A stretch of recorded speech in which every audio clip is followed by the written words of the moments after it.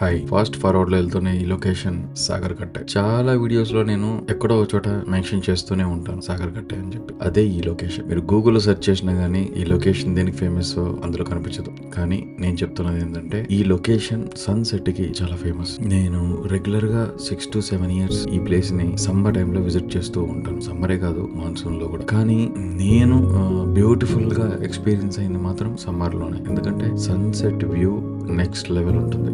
So దానికి example ఈ few pictures.